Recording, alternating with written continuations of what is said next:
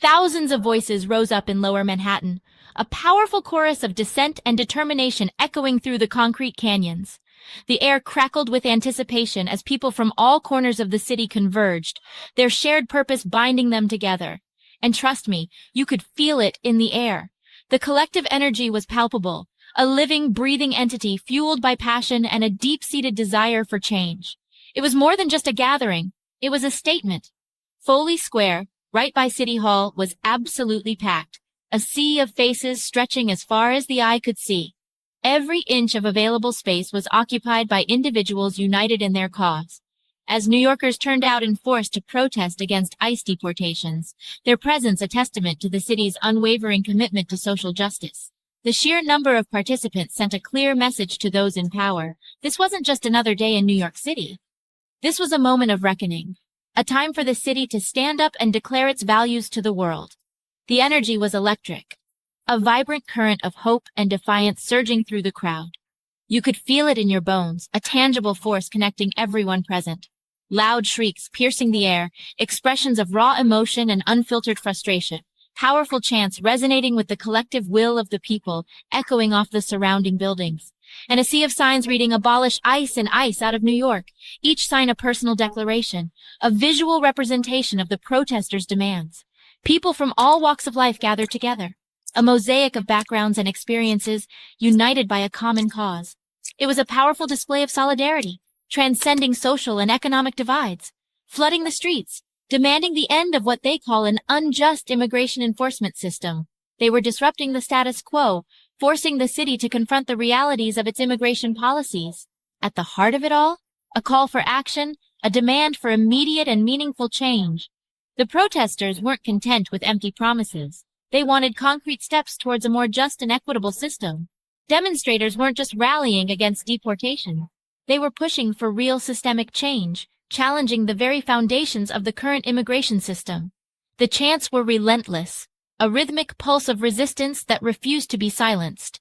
Brick by brick, wall by wall, this racist system has got to fall. A powerful declaration of intent, a promise to dismantle the structures of injustice. That's not just a slogan. That's a mission, a guiding principle that fuels their activism and shapes their vision for the future. But it wasn't all smooth sailing. The path to justice is rarely easy, and this protest was no exception. The NYPD was out in force, their presence a stark reminder of the power dynamics at play. And as the crowd spilled into the streets, things got tense, the air thick with anticipation and uncertainty. Police gave repeated orders to disperse. Some listened, perhaps out of fear or a desire to avoid confrontation. Others didn't, standing their ground in defiance. In the end, at least 15 people were arrested, a consequence of their unwavering commitment to their cause. Mainly for blocking traffic and refusing to leave, acts of civil disobedience intended to disrupt the normal flow of the city and draw attention to their demands. The arrests were peaceful, but they definitely added a sense of urgency to the whole scene. A reminder of the stakes involved in challenging the status quo. This protest wasn't just about making noise. It was about amplifying the voices of those who are often marginalized and ignored. There were powerful voices on the mic, leaders and activists who have dedicated their lives to fighting for social justice. Brooklyn Councilwoman Shahana Hanif, a champion for immigrant rights and social equality.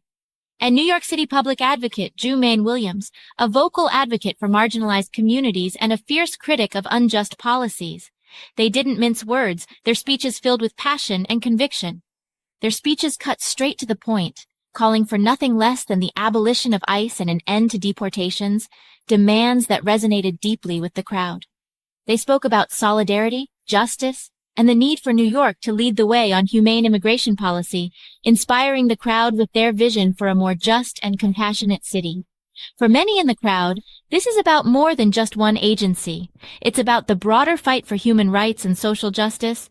It's about family, community, and the fight for dignity, the fundamental right to live without fear of separation or discrimination. You could see it in the faces of the protesters. Determined, hopeful, and maybe a little exhausted, but above all, resolute in their commitment to the cause. But nobody was giving up. The fight for justice is a marathon, not a sprint, and these protesters were prepared to go the distance. Events like this remind me how deeply people care about what happens in their city, how invested they are in shaping its future. and how willing they are to show up, rain or shine, win or lose, to make their voices heard, to stand up for what they believe in, and to demand a better world. As the sun set over Foley Square, casting long shadows across the crowd, the message was clear. New Yorkers aren't backing down. They are committed to fighting for a more just and equitable city for all. The call for change is loud and growing, resonating far beyond the confines of Foley Square. Whether or not the lawmakers answer, that energy isn't going anywhere. It will continue to fuel the movement for social justice in New York City and beyond. Stay tuned for more on stories that shape your city and your world. We'll continue to bring you the voices and perspectives that matter, helping you stay informed and engaged in the issues that affect us all.